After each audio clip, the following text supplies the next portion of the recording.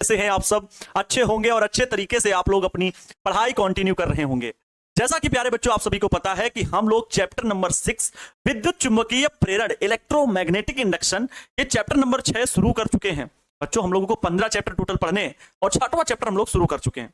अभी एक बहुत ही इंपॉर्टेंट चैप्टर आएगा प्रकाशिकी, जिससे बच्चों 20-30 नंबर का प्रश्न पूछा जाता है। वैसे मैं आपको बता दूं कि बच्चों आपको जो अगर कहा जाए कि भैया कितने नंबर का पेपर है तो 140 का है, ठीक है। 140 में इससे कितना पूछा जाएगा? इससे 140 में 10 से अधिक नंबर का पूछा जाएगा। लेकिन वहीं पर कहा जाए आपको तो 70 बनाना है ना, तो 70 में 5 भी अगर इसके आगे प्रश्न याद है आपको तो हो जाएगा। मतलब बच्चों 140 का पूछा जाएगा भाई, 70 ऑब्जेक्टिव 35 बनाने, 70 का सब्जेक्टिव 35 का सब्जेक्टिव बनाना है। तो इस प्रकार से प्यारे बच्चों आप बिल्कुल स्वतंत्र हैं। इस प्रकार से जोड़ेंगे तो हर एक चैप्टर से ना बहुत ज्यादा नंबरों का पूछा जाता है, बहुत ज्यादा अंकों का पूछा जाता है। कोई दिक्कत नहीं, हर एक चैप्टर से आप 10-10, 20-20 अंक प्राप्त कर सकते हो, हर एक चैप्टर से, ठीक है भाई। अगर आप 15 चैप्टर हैं तो एक भी चैप्टर से अगर 10 भी पूछा जाएगा तब भी 150 हो रहे हैं, तो कोई दिक्कत ही नहीं प्यारे बच्चों। आप हर एक चैप्टर से अगर तैयारी करोगे तो अच्छे अंक आ जाएंगे। लेकिन वहीं पर कुछ विशेष चैप्टर हैं जो कि 4-5 चैप्टर होते हैं, जिनको पढ़ लेने मात्र से आप 70 में 70 ला सकते हो, बिल्कुल ला सकते हो। बिहार बोर्ड में ला सकते हो, अन्य बोर्ड की मैं बात नहीं कर रहा। बिहार बोर्ड में अच्छा अंक आप ला सकते हो। तो प्लीज इन बातों को समझें और तैयारी करते रहें, ठीक है। तो अच्छा, सबसे आसान तरीका यह है कि हर चैप्टर के आसान आसान बातों को समझ लिया जाए, जिससे कि वो चीज पूछी जाए तो हम जरूर कर ले जाएं। तो ये सबसे बेहतरीन तरीका है, ठीक है। तो प्यारे बच्चों आज की क्लास में आप सभी का स्वागत है। नमस्तुभ्यम, नमस्कार, अभिनंदन, आभार आप सभी प्यारे बच्चों का, मेरे साथियों का, मेरे दोस्तों का, मेरे छोटे भाई बहनों का आज की शानदार क्लास में तहे दिल से स्वागत करते हैं, अभिनंदन करते हैं। Good evening my dear all, welcome है इस शानदार सी क्लास में। कैसे हो? मस्त हो गए, अच्छे हो गए, है ना? कोई दिक्कत तो नहीं होगी पढ़ाई में, किसी का कोई दिक्कत नहीं है?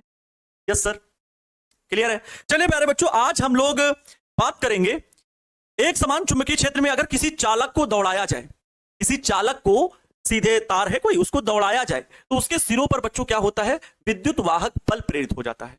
क्या होता है? विद्युत वाहक बल प्रेरित हो जाता है और अपने आप उस चालक के भीतर एक प्रेरित धारा भी प्रवाहित होने लगती है। तो ये सर कैसा कॉन्सेप्ट है, जरा सिखाया जाए। प्यारे बच्चों पिछले वीडियो लेक्चर में मैंने फैराडे के नियम पढ़ाए थे। फैराडे के नियम, 2 नियम, और उसकी सहायता से प्रेरित धारा की गणना, प्रेरित आवेश की गणना, लेंज का नियम, सब कुछ क्लियर कर दिया था, क्रिस्टल क्लियर हो गया होगा। तो आज का भी लेक्चर वैसे ही महत्वपूर्ण है जैसा कि कल का लेक्चर था। बस आपको जरूरत यह है कि लेक्चर को ध्यानपूर्वक देखना है और फिर जब आपको समझ में आ जाए ना तब कॉपी में नोट डाउन करना है। कॉपी लेकर के बैठना यह मददगार होता है कि आप हेडिंग जरूर लिख लो मेरे साथ में आप उसकी हेडिंग जरूर लिख लो, और फिर जब बातें बताई जाए तो उससे रिलेटेड मेन पॉइंट लिख सकते हो। और बाकी आपके पास जब पैनल पीडीएफ पहुंचे तो इतनी जगह छोड़ दीजिए, फिर मैं दूसरी हेडिंग जब लिखाता हूं तो दूसरी हेडिंग दूसरे पेज में या उसी पेज में लग रहा है कि आधे में तो आ जाएगा सर, तो बहुत छोटा लिखा है, दूसरी हेडिंग डाल लीजिए उसी पेज में।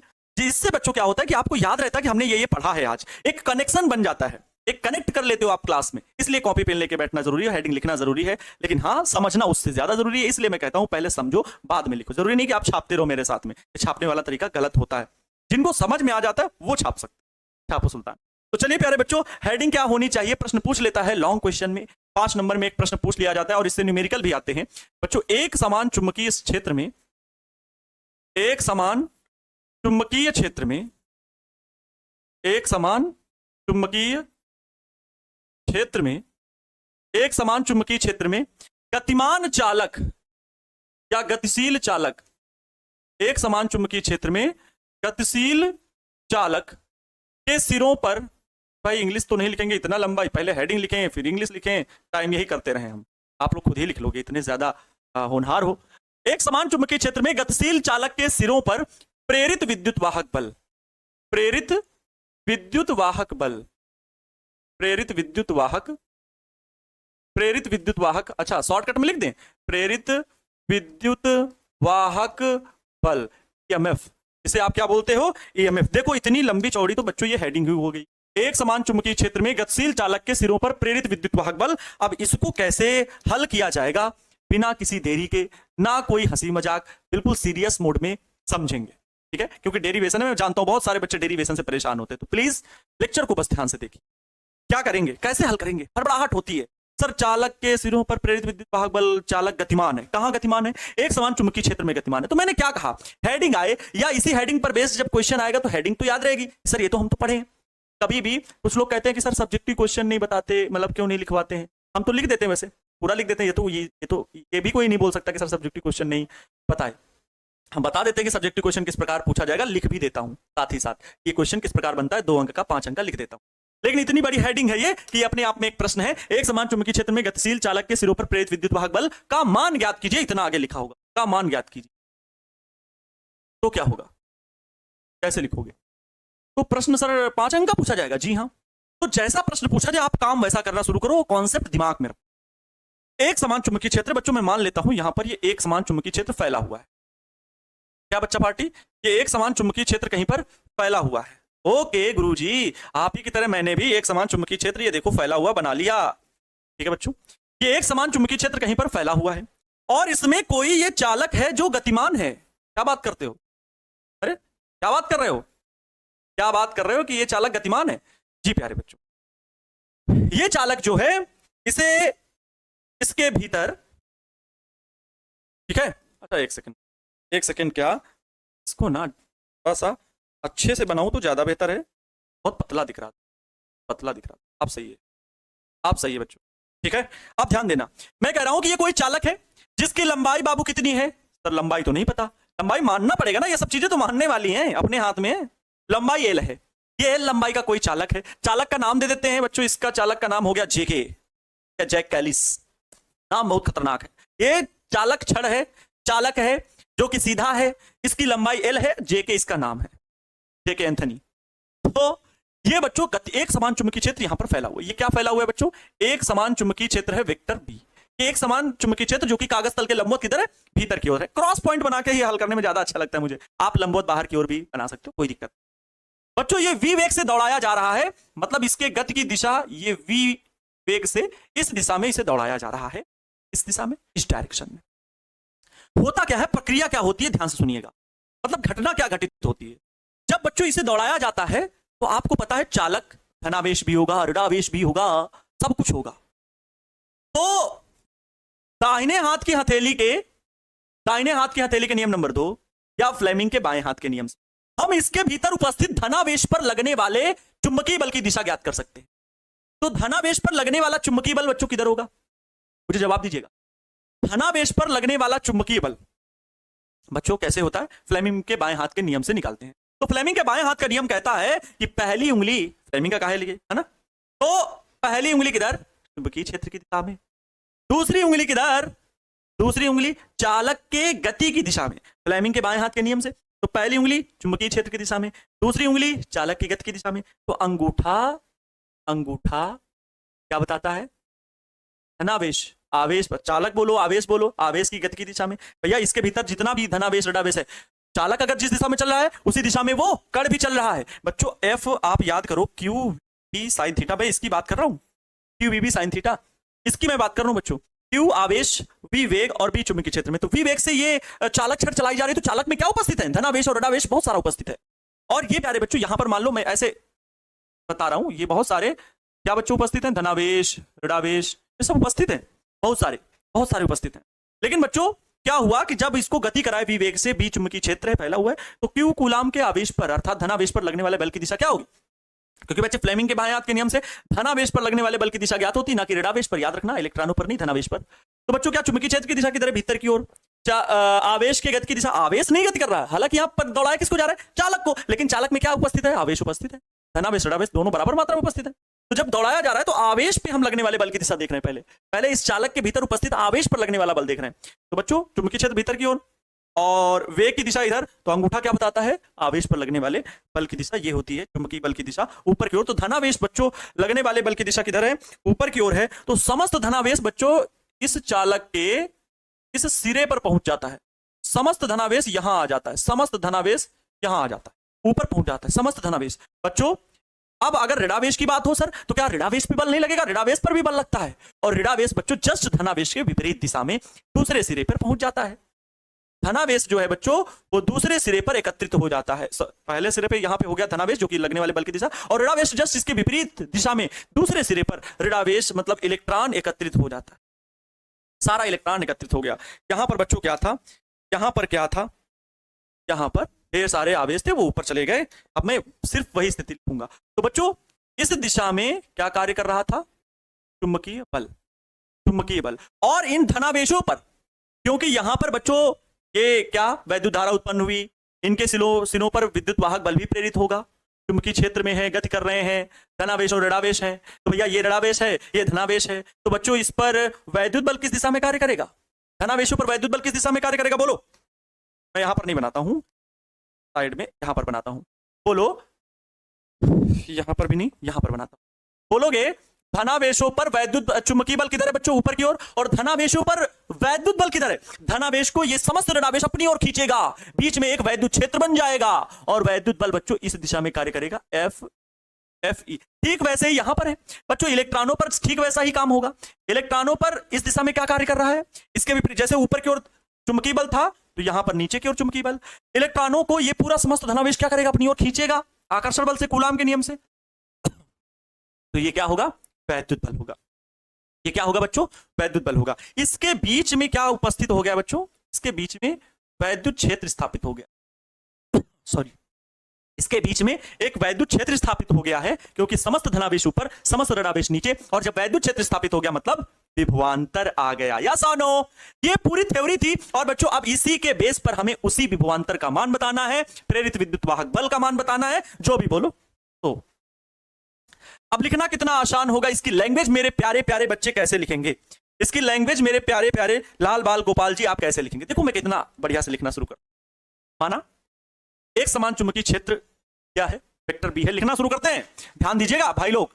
माना, देखो अभी कोई डाउट वाली बात ही नहीं है, आपको क्या नहीं समझ में आया, क्या समझ में, अभी तो डाउट वाली चर्चा ही नहीं शुरू हुई, इतना छोटा सा टॉपिक। अगर आप शुरू से जुड़े हो तो प्लीज कोई भी चीज दिक्कत नहीं होगी, लेकिन बाद में जुड़ते हो तो सर ये नहीं समझ में आ रहा है, एक बार रिपीट कर दीजिए, तो अभी शुरू नहीं किया, रिपीट कर दीजिए, आप आए 2 मिनट बाद और फिर उसके बाद आप रिपीट कर दीजिए, और कितनी बड़ी कहानी हो गई यहां पर, इसको समझा दिया, पूरा मान लो लेक्चर ही खत्म हो गया, इस फिगर को मैंने समझा दिया है, पूरा लेक्चर ही खत्म हो गया। चुंबकीय बल किस दिशा में लग रहा है, अब आपको मैंने बता दिया, जब चुंबकीय बल लगा तो समस्त धनावेश ऊपर, समस्त ऋणावेश नीचे, तो जब ये स्थिति हो गई तो इसके बीच में वैद्युत क्षेत्र बन गया। अब वैद्युत बल की दिशा किधर, तो धनावेश को ऋणावेश खींच रहा, ऋणावेश को धनावेश खींच रहा, तो ऋणावेश पर वैद्युत बल की दिशा ऊपर की ओर, धनावेश में वैद्युत बल की, बस ये बातें एकदम लॉजिकली बता रहा हूं, समझा रहा हूं, फील करा रहा हूं, है ना। तो माना एक समान चुंबकीय क्षेत्र, माना एक समान चुंबकीय क्षेत्र, माना एक समान चुंबकीय क्षेत्र, वेक्टर बी कागज तल के लंबवत भीतर की ओर है, कागज तल के लंबवत, कागज तल के लंबवत भीतर की ओर है, कागज तल के लंबवत बच्चों किधर है, भीतर की ओर है, कागज तल के लंबवत भीतर की ओर है। माना एक समान चुंबकीय क्षेत्र वेक्टर बी कागज तल के लंबवत भीतर की ओर है। ये क्रॉस पॉइंट क्या दिखाते हैं, कागज तल के लंबवत भीतर की ओर, यहाँ डिजिटल बोर्ड है तो डिजिटल बोर्ड के लंबवत भीतर की ओर। मैंने सिखाया था कि भाई कॉन्सेप्ट आप लिख सकते हो, कोई दिक्कत नहीं, मैं यहाँ पर डिजिटल बोर्ड ही लिख सकता हूँ, लेकिन बच्चों आप छापू सुल्तान ठहरे, और जब आप छापू सुल्तान की बात होती है ना तो बड़े गर्व से मुझे ऐसे बोलना पड़ता है, मेरे छापू सुल्तान, अगर मैं लिख दूं यहाँ पर कल का ये होमवर्क है, उत्तर में कहो एग्जाम हॉल में भी ये लिख के चले आए कल का ये होमवर्क है, वहां एग्जामिनर भी कहेगा भाई साहब ये हमें होमवर्क दे रहे हैं, ऐसे ऐसे छापू सुल्तान है, इसलिए मैं ऐसा नहीं लिखता हूं कागज तल के लंबवत, क्योंकि आप कागज पे उत्तर लिखोगे एग्जाम में, भीतर की ओर है बच्चों, ठीक है। एक एल लंबाई का सीधा चालक, एक एल लंबाई का सीधा चालक, एल लंबाई का सीधा चालक चुंबकीय क्षेत्र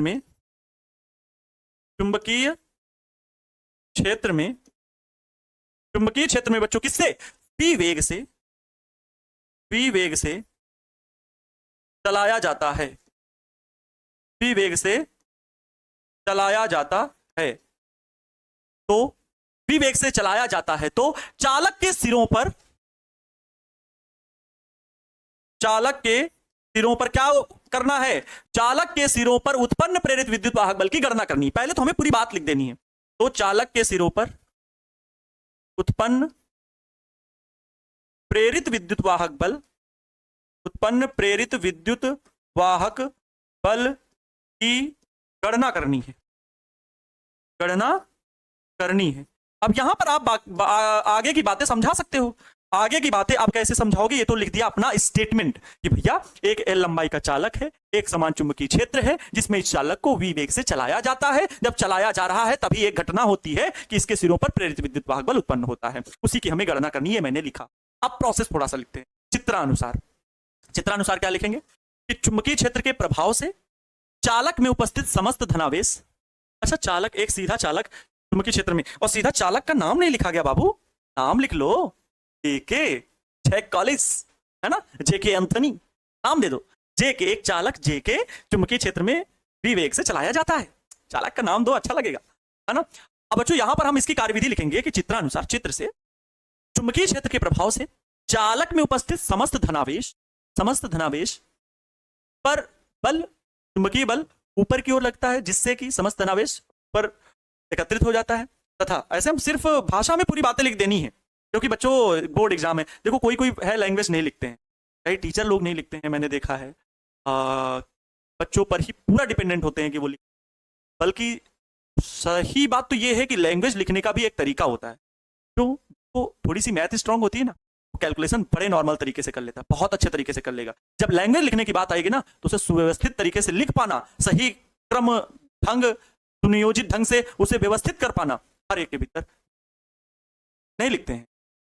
और मैं चाहता हूं बच्चों इसलिए कि आपको बोर्ड एग्जाम में लिखने के नंबर 35 नंबर आपके ऑब्जेक्टिव के हैं, छोड़ दो तो कोई भी कुछ भी पढ़ो कोई बात नहीं, लेकिन ये 35 नंबर आपके लिखने के हैं और ये 35 ही आपको औरों से आगे निकालेंगे। ऑब्जेक्टिव 70 में 35 लगभग हर वो उस स्तर का बच्चा 35 नहीं तो 30 प्लस बना के आता ही है।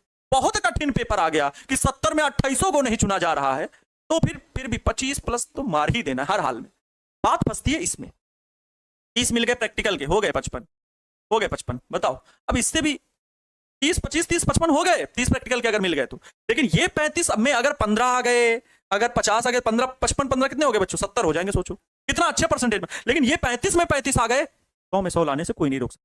इसलिए प्यारे बच्चों 35 पे 35, और बात यही की नहीं है, अभी आप आगे ग्रेजुएशन करोगे, ग्रेजुएशन में भी लिखने के नंबर हैं, यूपीएससी का एग्जाम दोगे, निबंध लेखन होता है बच्चों, चाहे फिजिक्स भी सब्जेक्ट है, वहां पर मन चाहा सब्जेक्ट में आप फिजिक्स भी ले सकते हो। 350 मार्क्स का आपका बच्चों वो होगा जो आपका मेन सब्जेक्ट होता है। हालांकि सब लोग क्योंकि प्री की तैयारी करते हैं, मेंस में भी GK, GS, history, geography, economics, environment, अर्थशास्त्र, मतलब सबसे जुड़ी चीजें पूछी जाती है एग्जाम में, इसलिए उन्हीं में से कोई एक सब्जेक्ट लोग अपना फेवरेट चुन लेते हैं जिसकी तैयारी अच्छे से करते हैं, दर्शन शास्त्र हो गया, समाज शास्त्र हो गया, कोई भी उन्हीं में से एक उठा लेते हैं और उसी को मेन सब्जेक्ट बना लेते हैं, जो कि आपका मेंस में एक दिन पेपर होता है आपका स्पेशल सब्जेक्ट। वो आप उस स्पेशल सब्जेक्ट को फिजिक्स भी ले सकते हैं, अगर आपकी इच्छा है तो फिजिक्स का भी आप स्पेशल सब्जेक्ट अपना चुन सकते हैं। लेकिन बीटेक करने वाले तक फिजिक्स, केमिस्ट्री, मैथ्स ये लोग नहीं चुनते हैं, कोई भी नहीं चुनते, सब लोग चुनते हैं कौन सा, यही समाज शास्त्र चुनते हैं। ऐसा नहीं है कि होता ही नहीं है, तभी तो ऑप्शन दिया गया है। लेकिन ज्यादातर लोग उन्हीं में सब्जेक्ट में चुन लेते हैं क्योंकि पढ़ना भाई वही होता है। तो चलो ऐसा करते हैं कि इन्हीं में से एक चुन लेते हैं, तो तैयारी प्री की भी हो जाएगी और मेंस की भी हो जाएगी और उसके साथ भी निकल जाएगी। तो बच्चों मेरा कहने का अर्थ ये, भगवान ने ये हाथ दिए हैं लिखने के लिए, पढ़ने के लिए, समझने के लिए, अगर आप विद्यार्थी जीवन हो तो इसलिए लिखने करके चीजें याद भी होती है, समझनी भी आ जाता है। इसलिए मेरा उद्देश्य ये होता है कि जब बोर्ड एग्जाम लिखने के नंबर देते, आगे की परीक्षाओं में भी लिखने के नंबर मिलते। आप जेई नीट की बात छोड़ दीजिए, उसमें ऑब्जेक्टिव क्वेश्चंस होते हैं, फिर भी कॉन्सेप्ट को ही तो यहां पर लिखा जा रहा है, क्या कुछ अलग बातें लिखी जा रही हैं। अभी आप उस स्तर के हो कि भाई नोट्स बनाओगे सब कुछ, तो मैं लिखने पे विश्वास करता हूँ, भाई परेशान मत हो, बस तुरंत आगे फिर इसके पढ़ा रहे हैं, लेकिन लिखने का क्या महत्व है वो मैं समझा रहा हूँ। और इस वजह से मैं चाहूंगा कि आप लोग लिख लिख करके ही याद करा करें, लिख लिख करके ही पढ़ा करें, हैबिट हो जाएगी लिख, और अच्छी राइटिंग भी हैबिट हो जाएगी, और फिर आपसे कोई कुछ भी बोले स्मरण शक्ति ज्यादा तेज होती।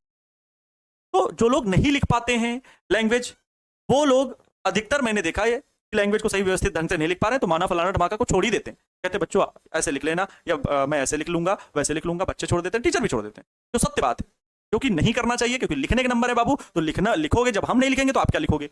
यही पैनल पीडीएफ आपके पास जाएगा तो आप कहोगे सर जब नोट्स जाएगा तो नोट्स में पूरी बातें होंगी, तब तक तो आप बहुत बैकलॉग लग जाएगा, वही तो बैकलॉग हो गया। लेकिन यहाँ पे आप पूरी बातें लिख रहे हो मेरे साथ में, आपका नोट्स हैंड रिटन बनता हुआ चल रहा है। नोट्स बच्चों जाती है सिर्फ आपके हेल्प के लिए कि आपने जो कुछ पढ़ा है एक बार देख लीजिए क्या क्या चीजें, उसमें थोड़ी बातें एक्स्ट्रा भी मैं ऐड कर देता हूँ, कोई एक दो हेडिंग डाल देता हूँ जिससे कि आपका नॉलेज बढ़े। एग्जाम के दृष्टिकोण से शायद वो बहुत कम महत्वपूर्ण है, लेकिन चैप्टर है तो चैप्टर से जुड़ी थोड़ी बहुत बातें और भी डाल देता हूँ नोट्स में। तो नोट्स बच्चों इसलिए होता है, ठीक है। बाकी आप हैंड रिटन नोट्स अपनी पैनल पीडीएफ से ही बनाओगे। बच्चों बातें बहुत हो गई। अब नेक्स्ट पॉइंट हम लोगों को क्या इसी के आगे पढ़ना है कि चुंबकीय क्षेत्र के लिए अभी मैं बात कर रहा था कि जब चालक को चलाया जाता है तो चुंबकीय क्षेत्र के प्रभाव से चालक में उपस्थित समस्त धनावेश ऊपरी सिरे में तथा समस्त ऋणावेश निचले सिरे कहां पर के पर एकत्रित हो जाता है, जिससे जिससे चालक के सिरों के बीच विद्युत क्षेत्र स्थापित हो जाता है और विद्युत वाहक बल प्रेरित होता है। आइए लिखते हैं, समझते हैं। पूरी बात को लिख दूंगा, पूरी बात को स्टेटमेंट में कैसे लिखूंगा ध्यान से देखो कि जब चालक को चलाया जाता है, तो यहां तो लिखा ही है चालक को चलाया जाता है, तो ठीक है, चित्र से सीधे बात पहले लिख देते हैं बाबू। चित्र से क्या लिखेंगे? चित्र से जब चालक को चलाया जाता है, जब चालक को चलाया जाता है तो चुंबकीय क्षेत्र के प्रभाव से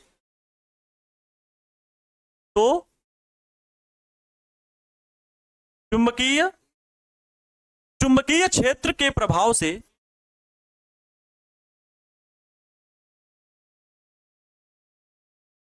चुंबकीय क्षेत्र के प्रभाव से क्या हो रहा है? चालक में उपस्थित समस्त धनावेश, चुंबकीय क्षेत्र के प्रभाव से चालक में उपस्थित समस्त धनावेश, चालक में उपस्थित समस्त धनावेश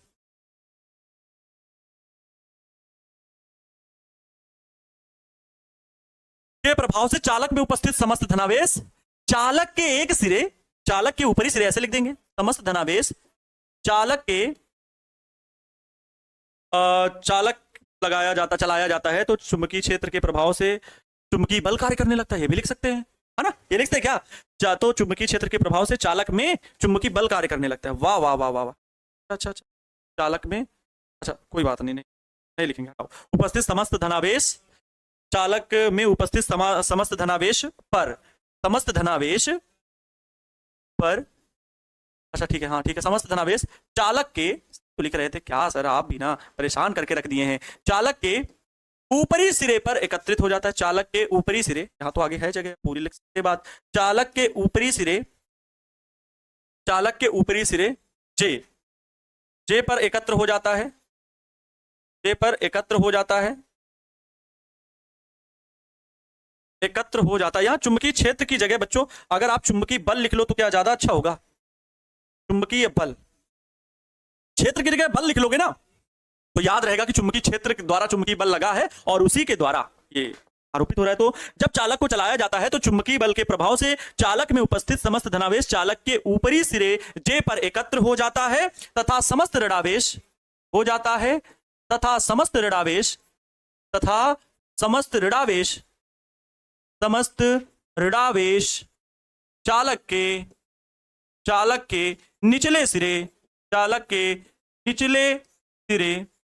चालक के निचले सिरे के पर एकत्रित हो जाता है। के पर एकत्रित हो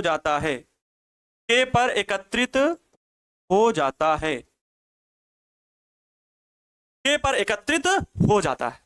क्लियर बच्चों? के पर एकत्रित हो जाता है। आप देख सकते हो समस्त धनावेश ऊपर है, समस्त ऋणावेश नीचे। इस प्रकार से जैसे एकत्रित हो जाता है तो चालक के सिरों के बीच एक वैद्युत क्षेत्र स्थापित हो जाता है। इस प्रकार चालक के सिरों के बीच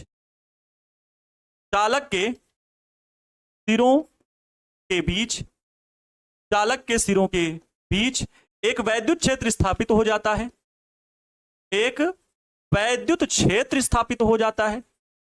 वैद्युत क्षेत्र तो बच्चों लिखोगे कुछ, वैद्युत क्षेत्र ई स्थापित हो जाता है, लिखोगे वैद्युत क्षेत्र ई स्थापित हो जाता है और वैद्युत बल कार्य करने लगता है और वैद्युत बल उत्पन्न हो जाता है या वैद्युत क्षेत्र स्थापित हो गया। वैद्युत बल कार्य करने लगा कि नहीं कार्य करने लगा? धनावेश ऋणावेश को खींच रहा है, ऋणावेश धनावेश को खींच रहा है, दोनों के बीच आकर्षण। लेकिन क्या दोनों मिल जाएंगे? नहीं मिलेंगे। क्यों नहीं मिलेंगे? कि लगातार चुंबकीय बल ऊपर क्यों लग रहा है, चुंबकीय बल इस पे नीचे क्यों लग रहा है? मिलेंगे भी नहीं, लेकिन वैद्युत क्षेत्र स्थापित है तो और वैद्युत बल कार्य करने लगता है।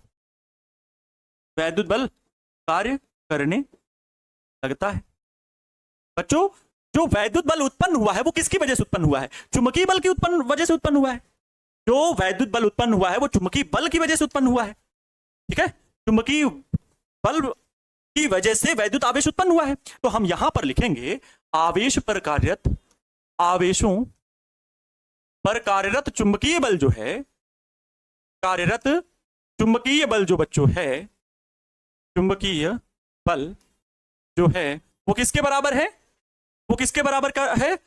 आवेशों के बीच, आवेशों के बीच कार्यरत वैद्युत बल के बराबर होगा। आवेशों के बीच कार्यरत वैद्युत बल के बराबर होगा, कार्यरत वैद्युत बल के बराबर होगा। क्यों बच्चों? ऐसा क्यों? क्योंकि बच्चों ना तो आवेश अब नीचे आ रहे हैं, अगर आकर्षण है तो ये दोनों एक दूसरे को खींच लेते, अगर यहां वैद्युत बल ज्यादा होता तो इन दोनों को खींच लेता, ये दोनों मिल जाते, लेकिन नहीं हुआ। चुंबकीय बल ज्यादा होता तो भैया इनको और ऊपर पहुंचा देता, खींच देता कहीं पर, लेकिन दोनों परिमाण में बराबर हैं। तो बच्चों यहां पर क्या होगा?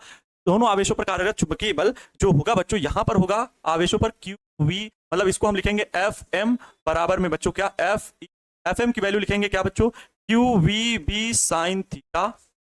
ठीक है क्या? हाँ। अच्छा रुको, हम ऐसा लिखेंगे कि आवेशों के बीच कार्यरत वैद्युत बल, इसको उधर लिखेंगे और इसको इधर लिखेंगे। थोड़ा सा ध्यान देना बच्चों, मैं कुछ करने वाला हूं, करने वाला हूं, क्या करने वाले हैं गुरु बता दी ना। हाँ, अब ज्यादा अच्छा लग रहा है देखने में। बच्चों आवेशों के बीच कार्यरत जो वैद्युत बल है एफ ई, वो किसके बराबर है? आवेशों के बीच कार्यरत चुंबकीय बल के बराबर है, F is equal to F M. मतलब बच्चों क्यू ई बराबर में होगा, आपको पता है ना वैद्युत बल का मान क्यू ई होता है, ठीक है सर। एफ एम की वैल्यू होगी Q V B sine theta, लेकिन थीटा यहां पर कितना, 90 डिग्री बच्चों, क्योंकि चुंबकीय क्षेत्र के लंबवत चलाया जा रहा है, चुंबकीय क्षेत्र के लंबवत चलाया जा रहा है। तो बच्चों यहां पर साइन 90 की वैल्यू कितनी होगी? 1 होगी। क्यू ई बराबर में, क्यू ई बराबर में क्यू वी भी क्या हो जाता है, क्यू वी भी हो जाएगा। तो साइन 90 की वैल्यू 1 होती है, क्यू से क्यू मर जाएगा, ई बराबर हो जाएगा वी बी, ई बराबर हो जाएगा वी।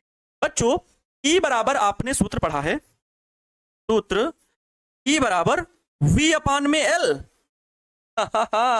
वी अपान में एल। यहां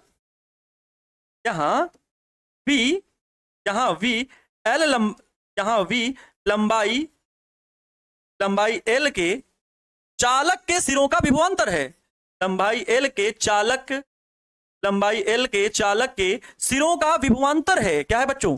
सिरों का विभवांतर है, विभवांतर है। तो क्या हो जाएगा? चालक के सिरों का विभवांतर है तो ई बराबर कैपिटल वी लिखना, ये स्मॉल वी है, वी अपान में L equal to V B. ये एल बच्चों जाएगा उधर तो कैपिटल वी बराबर मिलेगा पी पी, और ये एल पी वी एल। ये बच्चों एक एल क्या है, ये वी क्या है, कैपिटल वी, चालक के सिरों का विभवांतर है, चालक के सिरों का विभवांतर। और बच्चों चालक के सिरों का विभवांतर ही विद्युत वाहक बल के बराबर होता है। चालक के सिरों के विभवांतर को बच्चों हम विद्युत वाहक बल के लिए भी लिख सकते हैं। इसे ही प्यारे बच्चों यही अतः प्रेरित विद्युत वाहक बल को भी हम इस प्रकार से लिख सकते हैं। प्रेरित विद्युत वाहक बल को बच्चों हम लिख सकते हैं स्मॉल ई बराबर यही होगा पी वी एल, पी भी आप याद हो गया। कितना साधारण और छोटी सी बच्चों ये एक डेरिवेशन था जो आपको करना था। एक पूरी स्लाइड में मैंने लिखा, चित्र बना के समझाया बाबू। इतना बेहतरीन, इतना सरल कॉन्सेप्ट आपके दिमाग में हमेशा हमेशा के लिए फीड रहे, इससे बेहतरीन मुझे और कुछ नहीं लगा। इस चैप्टर का सबसे शानदार डेरिवेशन, सबसे शानदार। बोलो किसी को कोई किसी भी प्रकार की दिक्कत यहां पे समझ में आ गया? वैद्युत बल चुंबकीय बल के बराबर हो गए, क्योंकि अपनी अपनी स्थिति पर धनावेश और ऋणावेश बना हुआ है। इसका मतलब वैद्युत बल और चुंबकीय बल बराबर हैं, बराबर हैं। तो वैद्युत बल का मान क्या था? क्यूई। चुंबकीय बल का मान क्या था जो कार्य कर रहा है धनावेशों पर ऋणावेशों पर? वो क्यूई। किसी को किसी भी प्रकार की दिक्कत? No? Okay my dear all, any problem नहीं होनी चाहिए। तो बच्चों यहां पर प्रेरित विद्युत वाहक बल का मान आ गया। अगर एक चीज मुझे बताओ, एक चीज मुझे बाबू भैया ये बता दो कि अगर हम चालक को जो गति करा रहे हैं, यहां पर देखिए इस चित्र में देखिए, हाँ इस चित्र में देखिए, जब हम बच्चों चालक को गति कराएं तो चुंबकीय क्षेत्र की दिशा से अगर थीटा कोण पर ले जाएं, वेग की दिशा चुंबकीय क्षेत्र की दिशा से थीटा कोण पर हो, तब क्या लिखेंगे? तब क्या लिखेंगे? यहां थोड़ी सी बात हम लिख देते हैं। यदि चालक के किसके बच्चों वेग की दिशा, चालक के वेग v की दिशा चुंबकीय क्षेत्र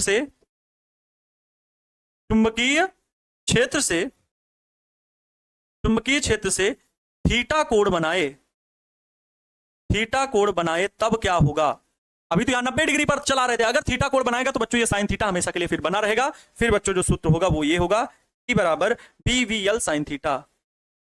एल साइन थीटा मतलब बच्चों जो यहां पर हम साइन थीटा हटा दिए 90, क्योंकि हमने लंबवत चलाया तो साइन 90 की वैल्यू 1 थी, लेकिन वो फार्मूले में होगा।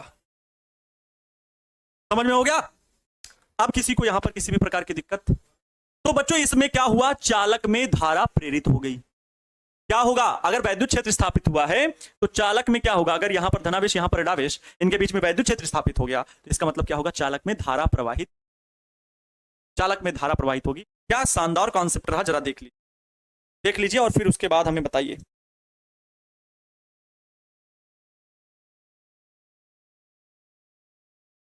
ठीक है, समझ गए। अगर हम बच्चों कह दें कि प्रेरित धारा क्या होगी, तो चालक में प्रवाहित प्रेरित धारा का मान कैसे निकलेगा। चालक में प्रवाहित प्रेरित धारा, ये प्रेरित धारा अपने आप बनी है, चलाने से, चालक को चलाने से बनी है। तो चालक में प्रवाहित प्रेरित धारा क्या बच्चों, आई बराबर कितना होगा, आई बराबर बी अपान में आर से, है ना।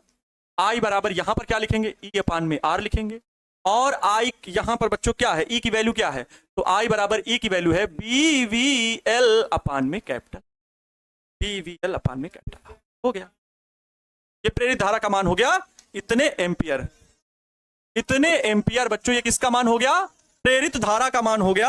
आप इसे लिख सकते हैं, नोट डाउन कर सकते हैं कि प्रेरित धारा का मान आई बराबर बी वी एल अपान में आर एम्पियर। ठीक है, क्लियर हो गया। अब इसमें हम प्रेरित धारा की दिशा ज्ञात करने का भी नियम निकालेंगे।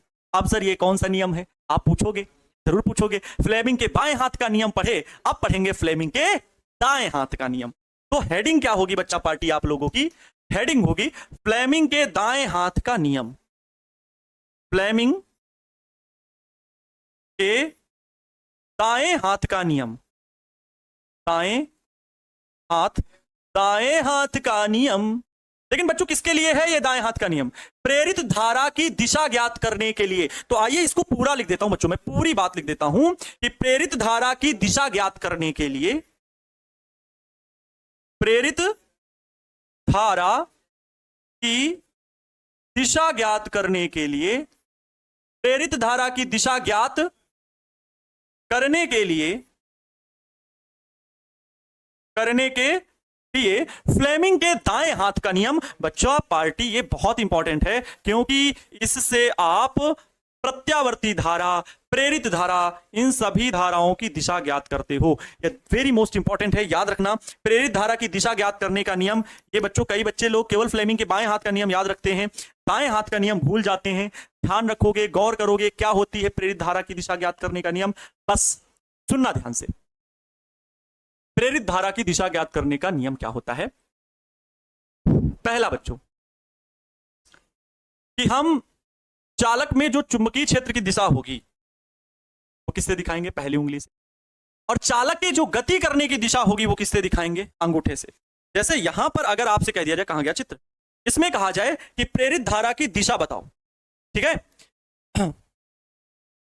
तो प्रेरित धारा की दिशा बताओ, तो कैसे बताओगे। तो हम पहले बताएंगे कि भैया अपने दाहिने हाथ के अंगूठे और उसके पास वाली दो उंगलियों को इस प्रकार फैलाएं कि तीनों परस्पर लंबवत हो। पहली चीज, तो पहली उंगली चुंबकीय क्षेत्र की दिशा को व्यक्त कर रही हो, अंगूठा चालक के चलने की दिशा को व्यक्त कर रहा हो, सकते हो। पहली उंगली चुंबकीय क्षेत्र की दिशा में है, ठीक है सर, अंगूठा चालक के चलने की दिशा में, ठीक है सर। अब बीच वाली उंगली क्या बताती है, प्रेरित धारा की दिशा को बताती है। तो बीच वाली उंगली किधर है बच्चों, ऊपर की ओर। अरे फील करो यार, तुम लोग हाथ नहीं फैला रहे हो, हाथ थप्पड़ भी दिमाग सही कर देंगे सब, खाली दिन भर बक बक बक बक लगा रहता है आप लोगों का, है? कोई भी क्लास चालू नहीं हुई, सीधे केवल पड़े हुए हैं, जैसे आराम फरमा रहे हैं। इस हाथ को इस प्रकार से फैलाइए, तीनों उंगलियां ये परस्पर लंबवत होनी चाहिए। इससे देखो हाथ ही नहीं बन रहा है। अंगूठा इस प्रकार से, ठीक है, ये उंगली इस प्रकार से, जैसे गन चलाते हैं, और ये बीच वाली उंगली ऐसे। अब समझ में आ रहा है? तो बच्चों पहली उंगली चुंबकीय क्षेत्र की दिशा में रखो ऐसे, अंगूठा चालक के चलने की दिशा में, तो चालक उस तरफ चल रहा है ना, देखो ना विवेक की दिशा उस तरफ लिखा हुआ है, ये लोग घुमा दिया। अब बीच वाली उंगली किधर है? ऊपर की ओर। तो प्रेरित धारा की दिशा किधर होगी बच्चों? ऊपर की ओर। प्रेरित धारा की दिशा किधर होगी मेरे लाल बाल गोपाल जी? इसमें जो प्रेरित धारा की दिशा होगी, इसमें जो प्रेरित धारा की दिशा होगी, ध्यान से देखना, इसमें जो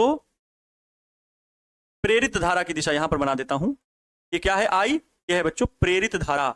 जो प्रेरित धारा की दिशा होगी वो किधर होगी? ऊपर की ओर। ये भी जान लो, प्रेरित धारा की दिशा सदैव धनावेश की दिशा में होती है, धनावेश के गति करने की दिशा में, क्योंकि इलेक्ट्रॉनों के विपरीत दिशा में धारा चलती है। इलेक्ट्रॉन नीचे है, प्रेरित धारा ऊपर चलेगी।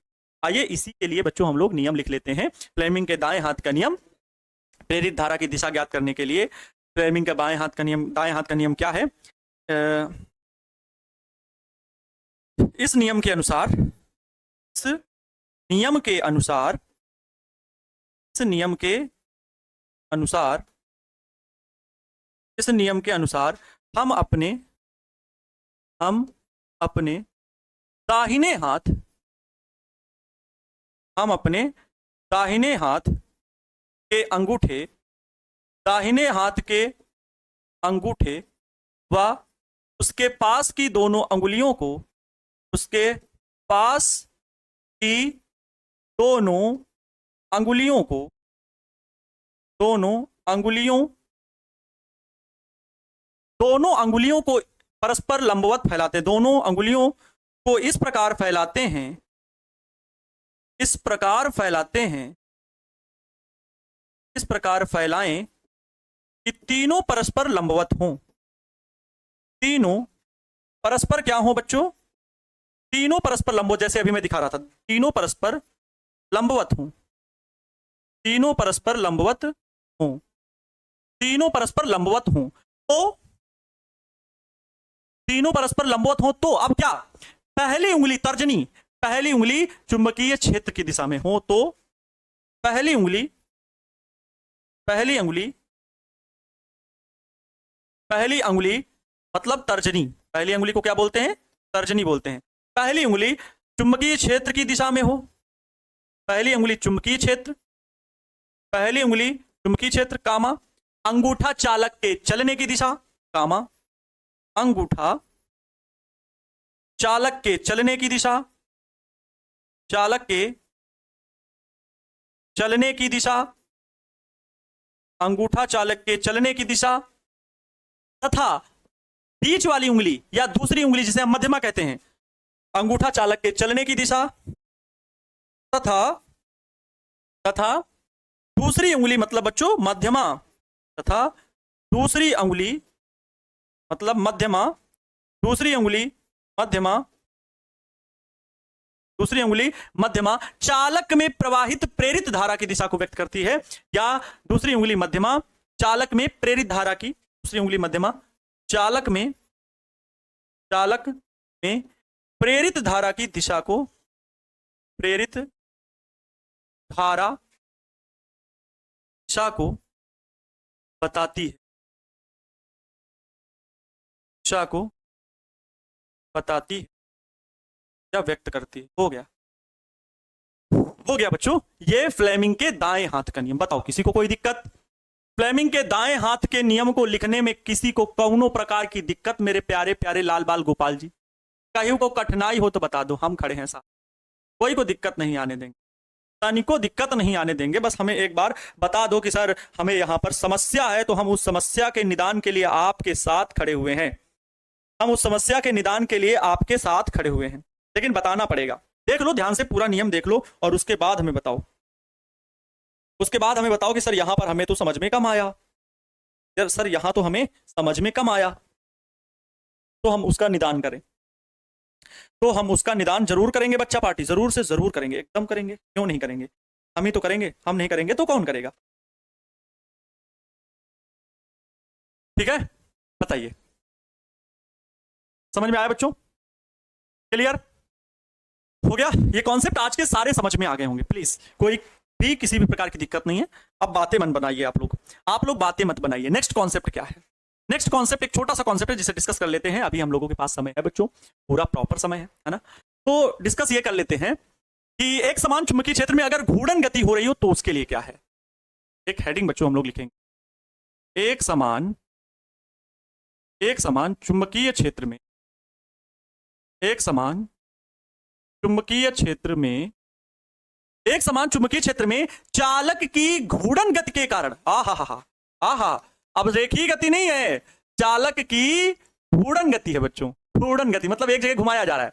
चालक की घूर्णन गति के कारण, एक समान चुंबकीय क्षेत्र में चालक की घूर्णन गति के कारण चालक के सिरों पर प्रेरित विद्युत वाहक बल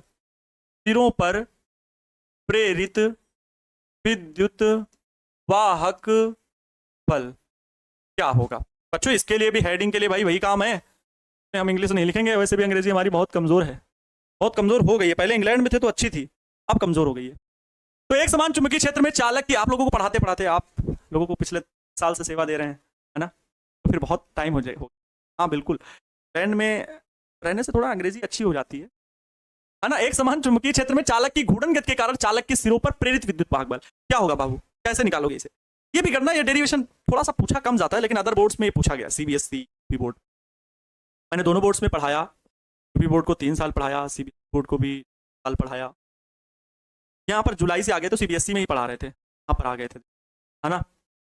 तो मतलब सर 11 12 स्टार्ट कर रहे थे प्रिंस सर, तो टीम की आवश्यकता थी, उनको तो कांटेक्ट हुआ हमारा, तो आए, फिर आज यहाँ आए और आपके हो गए, है ना। बहुत अच्छा लगता है। एक मुझे सॉन्ग याद आ रहा है, इस पर आप लोगों से कहना चाहेंगे। कभी कभी आप लोग मुझसे बहुत नाराज होते हो ना, हम नहीं नाराज होते क्यों नहीं होते सर, बात पे स्टील रॉड दिखाते हैं, लेकिन पता नहीं क्यों एक ऐसा नाता है, एक ऐसा कनेक्शन है बच्चों के बीच, शिक्षकों का, किसी भी शिक्षक को, सब अपने अपने लिए प्रिय होते हैं। जो भी जिस काम में संलिप्त होता है, लीन होता है, उसको वो काम पसंद आता है। मुझे मेरा बेहतर काम पसंद है बच्चों। मैंने ये काम अपने पैशन की वजह से चुना, मजबूरियों की वजह से नहीं चुना, क्योंकि मजबूरियों की वजह से चुना होता तो पहले कहीं पर 5,000 की जॉब, फिर कहीं ये, फिर ये करते करते, है ना। लेकिन पैशन था, पढ़ाना है। ढेर सारे बच्चे आते थे पढ़ने, ऑफलाइन में का कोई मतलब ही नहीं था, बस आइए आप पढ़िए, मेरा पैशन है, मुझे पढ़ाना अच्छा लगता है, आप आइए बैठिए, कोई दिक्कत नहीं। आपके मम्मी पापा नहीं, आप गरीब वर्ग में हैं, कुछ भी दिक्कत है, आप पढ़िए, बस आप पढ़ने के लिए परेशान मत हो। अच्छी खासी संख्या के बीच ऑफलाइन क्लासेस चलती, मजा आता है बच्चों को। अपना जब हम पीछे देखते हैं संघर्ष, तो खुशी मिलती है एक, और वो आज आप लोगों के साथ जीने में मजा आता है। सही बात बता रहे हैं, वास्तविकता को बातें मेरी चोट मत पहुंचाएं। मैं यही चाहूंगा कि मैं अपने मन, कर्म एवं वचन से कभी किसी को आहत न करूं, है ना। तो एक मुझे बस याद आ गई लाइन, तो वो मैं सुना रहा हूं आपको। सब कुछ मुझे बहुत पुराना गाना है, बस 2 ही लाइनें याद भी आ रही हैं। किसी राह पर, किसी मोड़ पर, किसी राह पर, किसी मोड़ पर, मुझे चल न देना तू छोड़ कर, ओ मेरे सफर, ओ मेरे हम, ओ मेरे सफर, ओ मेरे हम सफर, तो हो आप लोग, है ना। मतलब बच्चों, हर साल जब बच्चों का एक 2025 बैच के बच्चे थे, एक अलग टच, आप लोग आए, एक अलग कनेक्शन, मतलब एक प्यार जो होता है ना, एक प्रेम जो होता है, हमें नहीं पता कितने बच्चे देख रहे होंगे, लेकिन आज बिहार में आप लोगों ने इतनी ख्याति, इतना प्रेम, इतना सपोर्ट मुझे दिखाया है कि मतलब एक अच्छे उत्कृष्ट शिक्षकों की श्रेणी में गिना जाता है, बोला जाता है, याद किया जाता है, सब सिर्फ आपकी वजह से। मेरी मेहनत पढ़ने और पढ़ाने के लिए है, लेकिन इसको दूर तक पहुंचाने का काम ये आप लोग करते हो। मतलब मैं पढ़ा रहा हूँ, मेहनत कर रहा हूँ, ठीक है सर, आपकी मेहनत यहाँ तक लाई। कई लोग रिप्लाई करते हैं ना, तो मैं वही रिप्लाई का आपको जवाब देना चाहता हूँ। हर कोई मेहनत करता है, लेकिन कई बार मेहनत अगर धर्म से की गई हो, कर्म से की गई हो, और उसको आराधना ईश्वर का दी गई जिम्मेदारी के रूप में की गई हो ना, तो फिर वो निश्चित रूप से सार्थक हो जाती है सॉरी, वो निश्चित रूप से सार्थक हो जाती है। इसलिए हमेशा याद रखें कि आपके विचार बहुत अच्छे होने चाहिए, आपका चरित्र पवित्र होना चाहिए, आपके संस्कार इतने अच्छे होने चाहिए कि लोग आपसे प्रभावित हों, औरों से सीखो। ठीक है, अरे सर बड़ी बात करते जा रहे हैं सर, टाइम हो रहा है, अरे जल्दी छोड़ो, इसको तो आप लोग भी कर लोगे। मैं थोड़ा सा स्पीड से बताऊं, लैंग्वेज ना लिखो इसकी लैंग्वेज ना लिखूं बच्चों, ये एक समान कहीं पर चुंबकीय क्षेत्र फैला हुआ है। एक तो लैंग्वेज बता दी ना, अरे सर आप भी लैंग्वेज छोड़ोगे, अभी तो कह रहे थे कि सर लैंग्वेज, अरे मैंने इतना सिखाया है भाई, मैंने 5 चैप्टर पढ़ा दिए, 5, और 5 में इतना सिखा दिया है लैंग्वेज लिखना की कोई बात नहीं। लोग पहले चैप्टर से मतलब शिक्षकों में कई आदत ही नहीं है लैंग्वेज। वैसे सही भी है कि बच्चों को ठीक है बोल दिया कि ऐसे ऐसे मान लो, माना फलाना धमाका जो है बोल देते हैं, लेकिन मेरा मानना है कि भाई लिख दो तो अभी बच्चे शुरुआती फेज में है, थोड़ा सा समझे, फिर आप जब रिवीजन की क्लास लेना, क्रैश कोर्स की क्लास लो, तो उसमें ना लिखो, उसमें थोड़ा स्पीड से बता दो तो बात अलग है। स्पीड का मतलब ये है कि उसमें केवल डेरिवेशन कर दो तो बच्चे समझ जाएंगे, लेकिन शुरू शुरू में बताना जरूरी है। तो बच्चों चलो इसकी तो लैंग्वेज आप लिख ही सकते हो। इसमें क्या है, मैं कह रहा हूं कि कोई चालक जो है बच्चों वो घूर्णन गति कर रहा है। अरे सर आप घूर्णन गति आप करा दीजिएगा, नहीं मानिएगा, यही उठपटांग काम आप करते हैं, यही उठपटांग काम करते हैं, आपसे और कुछ नहीं बनता है। सुनोगे ध्यान से बच्चों, ये कोई एल लंबाई का चालक है। कितनी लंबाई का चालक है बाबू? एल लंबाई का चालक है, ठीक है गुरुजी, एल लंबाई का चालक है। ये कैसी गति कर रहा है? घूर्णन गति कर रहा है, जुम जुम जुम। कैसे घुमा रहे हैं सर?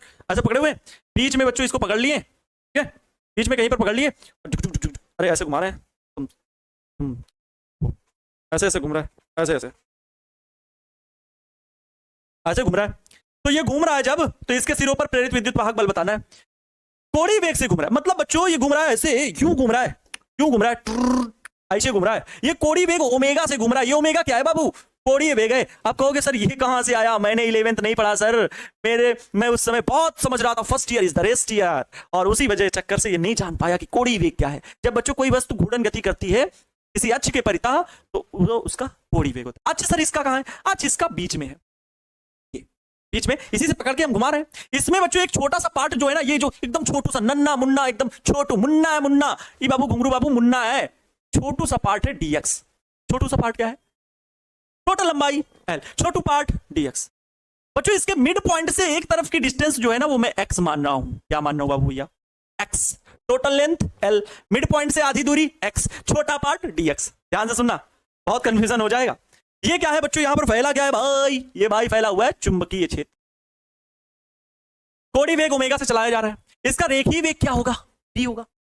रेखीय वेग बच्चों क्या होगा? v होगा। होगा कि नहीं? अच्छा अभी आप लोग ये तो पढ़े ना कि कुंडली के सिरों, मतलब चालक के सिरों पर प्रेरित विद्युत वाहक बल कितना होगा? चालक के सिरों पर प्रेरित विद्युत वाहक बल कितना होगा, ये तो पढ़े हो ना। हम यहां पर लिख दें कि माना फलाना धमाका, थोड़ा लिख देना कि लंबाई के चालक है। मैं ये सीधे कैलकुलेशन वाली बात लिखता हूं, वो भी उसकी लैंग्वेज जरूर लिखूंगा कि माना चालक की सूक्ष्म लंबाई dx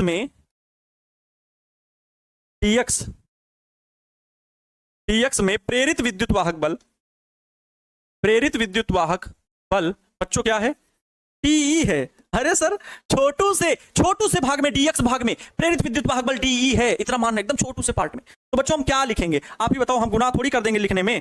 टीई, टी होता है बच्चों डिफरेंशियल पार्ट, बहुत छोटे सूक्ष्म बातों को लिखने, भौतिक राशि को लिखने के लिए हम टी लगाते हैं। बहुत पहले से लिखते हुए समझ में आ रहे हैं आपको, है ना? छोटी चीजों के लिए अवकलन, बड़े भाई को लाने के लिए समाकलन। अभी मैं छोटा पार्ट हल कर रहा हूं, तो छोटे पार्ट में उत्पन्न विद्युत वाहक बल डी, और डी कितने भाग में उत्पन्न हुआ है? डीएक्स भाग में। तो ई बराबर बी वी एल की जगह क्या बच्चों? डीएक्स। यहां पर ये सूत्र लिख देंगे, मैं लिखूंगा यार, आप लोग परेशान क्यों? सूत्र कौन सा लगा रहे हैं? सूत्र भाई कौन सा लगा रहे हैं? सूत्र लगा रहे हैं ई बराबर बी वी एल से, सूत्र तो यही लगाया ना, बी वी डी एक्स। अच्छा यहां पर बाबू ये क्या है? वी क्या है? रेखीय वेग है। ये वी क्या है? रेखीय वेग है ना। तो रेखीय वेग वी से, रेखीय वेग वी बराबर आर ओमेगा से। सर ये रेखीय वेग और कोणीय वेग में संबंध है, हमें 11th का याद आया। तो v बराबर यहां r बच्चों x है, क्योंकि बच्चों इसको ऐसे मारे 20 पकड़ के ये सर मेढक की आवाज क्यों निकाल रहे हैं? अरे जो भी है घुमा रहे हैं, तो 20 से पकड़ के घुमा रहे, तो ये आधी दूरी बच्चों इसकी त्रिज्या होगी जब कोणीय वेग ये घूम रहा है, क्योंकि यही इसका अक्ष है बच्चों। यही इसका अक्ष क्या है? ये जो है ये इसका अक्ष है, इसी के परिता वो घूम रहा है, टका टका टक टक टका टका टक टक ऐसे घूम रहा है। तो बच्चों v equal to X omega हो जाएगा। तो हाँ v equal to X omega होगा। अतः बच्चों यहां पर क्या मिल जाएगा? D is equal to V की जगह एक्स ओमेगा इंटू का डी एक्स। तो ये छोटे चालक सूक्ष्म लंबाई dx में प्रेरित विद्युत वाहक बल, हम कहते हैं आप निकालो चालक की संपूर्ण लंबाई में प्रेरित विद्युत वाहक बल। चालक की संपूर्ण लंबाई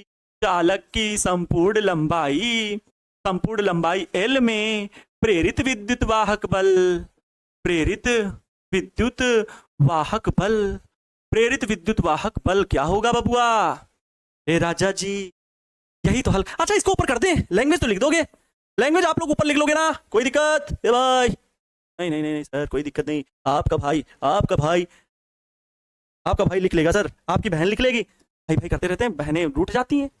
बच्चों यहां पर आपको लिखना है माना फलाना धमाका वाला, माना फलाना धमाका। क्या लिखना है कि माना एक एल लंबाई का चालक एक समान चुंबकीय क्षेत्र बी जो कि कागज तल के लंबवत भीतर की ओर है में घूर्णन गति कोणीय वेग ओमेगा से कर रहा है।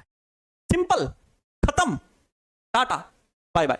लैंग्वेज क्या लिखोगे कि माना एक एल लंबाई का चालक एक समान चुंबकीय क्षेत्र बी कागज तल के लंबवत भीतर की ओर है, इसमें कोणीय वेग ओमेगा से घूर्णन गति कर रहा है, तो इसके सिरों में प्रेरित विद्युत वाहक बल की गणना करनी है। इतना लिख देना। उसके बाद ये लिखोगे माना चालक की सूक्ष्म लंबाई, ठीक है। तो चालक की संपूर्ण लंबाई एल में प्रेरित विद्युत वाहक बल क्या होगा बच्चों? संपूर्ण लंबाई के लिए बहुत बड़ा काम करना है, तो किसको लाओगे, बुलाओगे, किसको याद करोगे? पुराणों में लिखा गया है, महाभारत में लिखा है, किसको बुलाया जाएगा? घटोत्कच को बुलाया जाएगा। घटोत्कच इज इक्वल टू इंटीग्रेशन, समाकलन। तो बच्चों हम किसका क्या कर देंगे? समाकलन कर देंगे। टीई बराबर में समाकलन किसका बच्चों? B X omega dx। मैंने एक सिद्धांत बताया था कि जिसके साथ में d लगा हो मतलब उसी के सापेक्ष समाकलन। यहां x लिखा है तो क्या बच्चों यहां पर कहीं x है? हाँ है सर, ये देखो x है। बाकी चीजें क्या होंगी? कांस्टेंट होंगी, वो समाकलन के चिन्ह से बच्चों क्या होंगी? बाहर आएंगी। अच्छा, लिमिट क्या होगी बच्चों? dx है, पूरी लंबाई में निकालना है विद्युत वाहक बल, तो 0 से l लंबाई। अंतिम बच्चों लिमिट क्या लिखेंगे? l, 0 से l। अब देखो आपको एक चीज मैंने और सिखा रखी है, अगले स्लाइड में चलेंगे, यहीं पर हल कर दें, अगले स्लाइड में चल देते बच्चों। मैंने एक चीज और समाकलन के लिए सिखा रखी है बच्चों, आप लोगों के लिए समाकलन इंटीग्रेशन में सिखा रखा है कि अगर समाकलन dx लिखा हो तो ये x के बराबर होगा। अगर समाकलन बच्चों x स्क्वायर dx लिखा हो तो इसका सूत्र क्या होता है? x की पावर n dx लगा हो तो क्या होता है? एक बढ़ा दो, नीचे भी एक बढ़ा दो, n+1 से लिखना होता है, ठीक है। काम करके दोनों सूत्र क्या याद है? ये दोनों सूत्र याद है। तो बच्चों ये चीज मैंने बताई थी कि जैसे यहां पर कुछ नहीं होता है, एक होता है, यहां पर एक होता है, तो जिसके सापेक्ष करते हैं वही आता है। वैसे ही प्यारे बच्चों यहां कितना है? टीई लिखा हुआ है, तो यहां कितना छिपा हुआ है? एक, तो क्या आएगा? ई ही आएगा। यहां पर क्या आएगा? क्या आएगा? ई बराबर बच्चों आगे का रुक जाओ, थोड़ा सा लेट हो रहा है भाई बच्चों, ज्यादा लेट नहीं है। B X omega D X. तो बी ओमेगा बच्चों कांस्टेंट है, बाहर कर लीजिए। बी ओमेगा, ओहो, बी ओमेगा बाहर कर लीजिए। समाकलन क्या? 0 से l x dx। आप ध्यान दोगे बच्चों यहां पर x की पावर कितनी है? 1 है, तो x की पावर 1 है तो हम लोग क्या हल करेंगे? x की पावर n+1, वैसे ही 1+1 ये क्या आ जाएगा? बराबर में b ओमेगा। बच्चों हल करिए, x की पावर 1+1 मतलब ऊपर दो, ये भी तो। लिमिट अभी नहीं हल किए हैं, लिमिट क्या? 0 से l। लिमिट पूरे में नहीं अप्लाई होती, बल्कि जिसके सापेक्ष समाकलन कर रहे होते हैं उसी जगह पर केवल लिमिट अप्लाई होती है। अब लिमिट कैसे अप्लाई होगी? ध्यान दो, b ओमेगा लिमिट देखो कैसे, एक्स स्क्वायर है तो एक्स की जगह पर पहले अपर लिमिट एल स्क्वायर बटे में 2, फिर माइनस अपनी तरफ से लगाना है माइनस, फिर एक्स की जगह लोअर लिमिट कितनी है? 0, तो 0 का स्क्वायर बटे में 2। हालांकि आप 2 कॉमन लेकर बाहर भी कर सकते हैं, तो एल स्क्वायर बटे 2 होगा, ये 0 स्क्वायर बटे 2 तो 0 हो गया, अर्थात माइनस के बाद उस टर्म का काम ही खत्म। बी ओमेगा एल स्क्वायर बटे 2। इस प्रकार बच्चों ई का मान आ गया बी ओमेगा एल स्क्वायर बटे में 2। यही प्यारे बच्चों किसका सूत्र हो गया? ये सूत्र हो गया प्रेरित विद्युत वाहक बल का। इतने वोल्ट, क्या हो गया? इतने वोल्ट प्यारे बच्चों आंसर हो गया। ठीक है, कर लोगे, समझ में आ गया। इसके बाद जो कल हम लोग पढ़ेंगे बच्चों, अब आगे जो हम लोगों को पढ़ना है स्वप्रेरकत्व पढ़ना है, स्वप्रेरकत्व पढ़ना है, प्लस बच्चों अन्योन्य प्रेरकत्व पढ़ना है। बाकी चैप्टर खत्म हो जाए, अन्योन्य प्रेरकत्व पढ़ना है, ये चीजें पढ़नी है, याद रखें।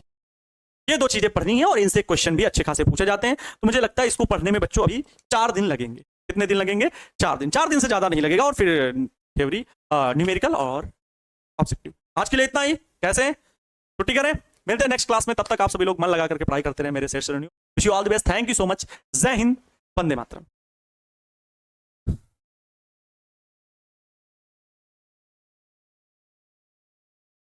हाँ तो मेरे प्यारे बच्चों, जय हिंद, क्या हालचाल, कैसे हैं आप सब?